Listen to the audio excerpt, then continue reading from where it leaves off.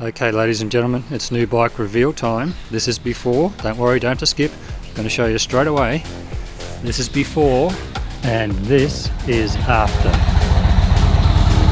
It's going to take me a while to get used to it. Yeah, really, yeah. It just feels so different. Yeah. It feels so Gumby compared to my bike at the moment, you know.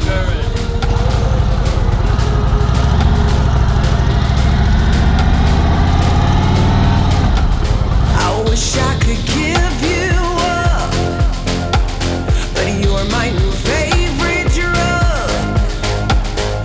Enter into my blood, run with my toxic love. Look how you make me happy. You take a hold of me.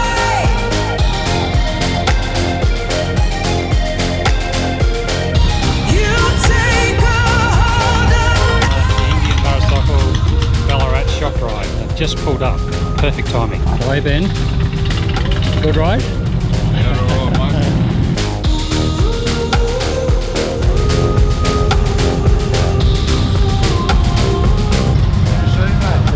That's the new machine. This is my new machine. Cool. I was right. You were right, yeah. Enter into my blood, run with my So here it is, my new bike. The 2024 Indian Chieftain Dark Horse. 116 cubic inches, weighs around 380 kilograms, comes with central locking panniers, electric screen, and just a very nice, comfortable riding motorcycle. Now, many of you have tried to guess what I was going to be buying, and some of you are on the money. Some of you thought I was going for the 2025 Power Plus Chieftain, which, don't get me wrong, that's a highly desirable bike. But there were a few factors that helped me make the decision in why I should go for this bike rather than the 2025 Chieftain Power Plus 112. Now, one of the main reasons why I chose the 2024 Chieftain over the 2025 Chieftain was price. Right now, Indian Motorcycle Australia are offering, thousands of dollars off on the older run-out bikes across the range, which is 2023, 2024 model.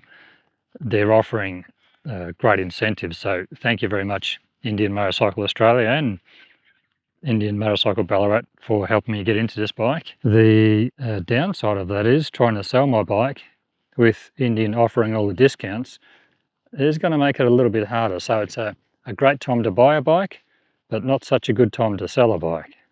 And I was talking to Mark about it, and he sort of suggested that maybe it might be a better time to sell my bike in a few months' time, once all the 23, 24 Chief stock is gone, and we only have 2025 model bikes. Well, the prices will be back up to around 29,000 Australian dollars, which will make my bike a more attractive proposition at a lot less money. Now, there's a bit of a story behind the colour of this bike.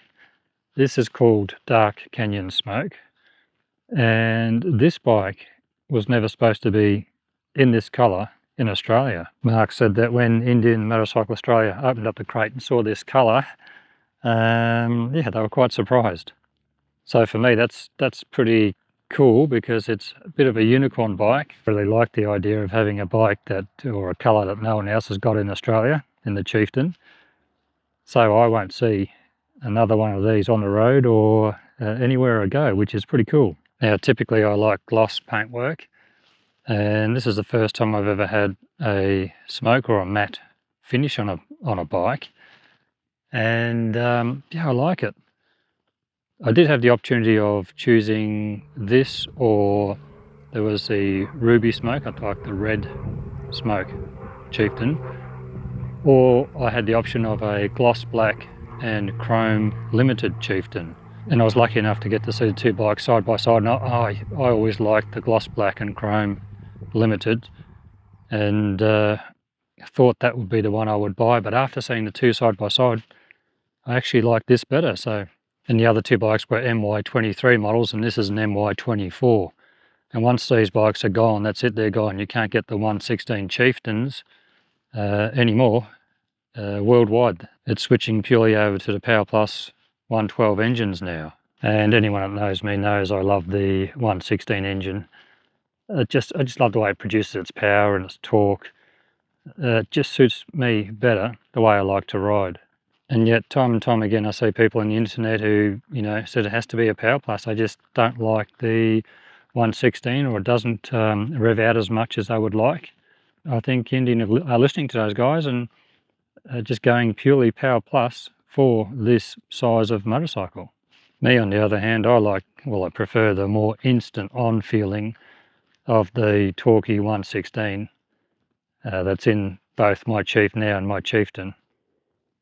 It definitely suits the way I like to ride better. And I think it's also because, you know, we live in a country where if you're 30 kilometres over the speed limit, you know, you'll lose your licence. And if they want to get really rough on you, they can seize your vehicle. Often I'll see guys on the internet, you know, and especially in the US, and they're well up over the speeds we're allowed to travel here in Australia. And I could see in that situation, if you're doing 70, 80, 90 miles an hour, and you want acceleration and you want performance up that end, yeah, of course, the Power Plus is going to be the way to go. Now, Mark had a second-hand or an older backrest sitting lying around, so he threw that in as part of the deal, which was awesome. And I really, really like it on this seat. Okay, so what are the main differences I'm noticing with this and my Chief? Well, first of all, size, weight, ride. Stopping, I was going to say, we've got really nice sized discs on here, but I haven't really, you know, I find the Chief stopping power to be perfectly adequate. I haven't had to do any emergency stoppings, and the brakes feel really good, but, you know, the brakes feel really good on my Chief too, so that's a down the track thing. When I've put it through its paces more, I'll be able to explore the potential of the braking on this bike. But then again, this bike is heavier, so, you know, it requires more braking performance and power than the Chief.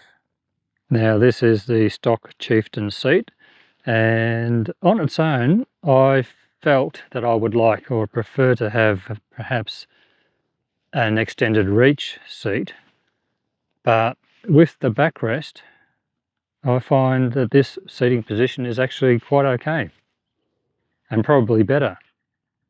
If you do have a Chieftain and you don't have the backrest, I highly recommend that you try it out and get one, because I personally feel it makes the ride a lot more comfortable. Now, I've already spent an hour or so on this seat at a time on a run, and I found it to be comfortable, but I did find that by the end of the hour it was feeling a bit narrow for me. I'd just like another inch or so in width on the seat for my size. I'm 6'1". If you're 5'9" or shorter, I reckon this seat's probably going to be pretty comfortable for you. But someone with a larger frame, probably, well, in my case, I do feel that I would like a wider seat. I'll give you a look at what I look like sitting on the bike. Now, keep in mind, I'm 6'1". This is with the backrest, and this is my riding position. I'm finding that the position for my hands is really comfortable. I'm used to this position with my Chief, and I was worried that this might give me some shoulder discomfort, but with this backrest I'm sitting in the perfect position. Like riding an hour the other day, I was very comfortable, zero back pain, zero discomfort, other than, you know, wishing that the seat was a little bit wider. Yeah, it's a really nice riding position. Very pleased. The screen for me is too short. It's now in its lowest position, and I get wind noise, a lot of wind noise in this position. When it's in its tallest position, I get wind noise plus the buffeting that sort of pushes your head around. So I have ordered a flared screen, and I've spoken to a couple of guys, Mark, who's my height, and also Jared on the ride recently, who's got the flared screen on his Roadmaster. And he said for their height, it's really good. It just pushes the air over their head and it's totally fine. So that's on the way. Now, in my previous video on this bike and buying a new bike, I did say I was going to have to sell my Chief first before I could afford this one. And what I've ended up doing is dipping into my superannuation. And if you don't know what that is, I think it's like your savings. For my American friends, I think you call it 401k over there. You know, where your employer puts some money aside, you put some money aside for your retirement, basically. Now I'm retired, and I'm at an age where I can start taking and withdrawing funds. So I thought, you know what, I've probably got about 10, 15 years maybe, good riding condition years left in my body. So I thought, I can't take it with me.